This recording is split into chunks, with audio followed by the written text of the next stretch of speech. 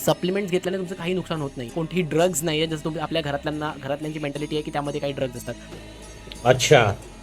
नमस्कार गाईज, माझं नाव आहे साहिल वास्के आणि आपण जी जर्नी चालू केली होती त्याच्या आज आपण पार्ट 5 पर्यंत पोहोचलोय. आजच्या या पार्ट 5 मध्ये मी बोलणार आहे ते म्हणजे सप्लिमेंट्स विषयी. बरेच जण आपल्याला मिसगाईड करतात सप्लिमेंट विषयी, त्यापेक्षा मी तुम्हाला आधीच माहिती देतो की सप्लिमेंट्स काय आहे. सप्लिमेंट्स ही अशी गोष्ट आहे, तुमच्या डेलीच्या नीड फुलफिल करण्यासाठी सप्लिमेंट हा एक सोर्स आहे. जर तुम्ही डेली तुम्हाला 90 ग्रॅम प्रोटीनची गरज असेल आणि जर तुमच्या डेली शेड्यूलमधून तुमचं 60 ग्रॅमच कंप्लीट होत असेल प्रोटीन, तर आपण 30 ग्रॅम प्रोटीन किंवा 25 ग्रॅम प्रोटीन एका वे प्रोटीन सप्लिमेंटने घेऊ शकतो, ज्यामधून तुम्हाला तुमच्या डेलीच्या नीड फुलफिल होतात. सप्लिमेंट्स सुरुवातीच्या काळात घेण्याची काहीही गरज नाही आहे. तुम्हाला खूप जण येतील सांगायला तू मास गेनर घे, तू वे प्रोटीन घे, तू क्रिएटिन घे, अजून चांगले रिझल्ट दिसेल. म्हणजे असं कंपल्सरी नाही आहे की तुम्ही जिमला गेलात म्हणजे तुम्हाला whey protein, creatine, multivitamin, fish oil, magnesium, अजून ज्या काही गोष्टी असल्या घेणं गरजेचं आहे. असं नाही आहे, प्लीज असं करू नका.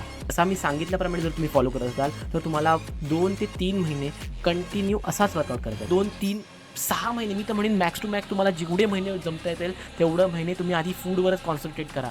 मी स्वतः देखील वर्षभर कोणताही सप्लिमेंट घेतलेलं नव्हतं. तुम्हाला तुमची बॉडी एक डिसेंट बनवायची, जी की तुमच्याकडे आत्ता अजिबात नाही आहे. तुम्ही खूप स्किनी आहात किंवा तुम्ही खूप फॅट आहात. मी सांगितल्याप्रमाणे मागच्या 4 गोष्टी फॉलो करा. ह्या 4 गोष्टींमध्ये तुम्हाला खूप जास्त रिझल्ट दिसतील. किंवा कोणत्याही मिसगायडन्सला बळी पडू नका.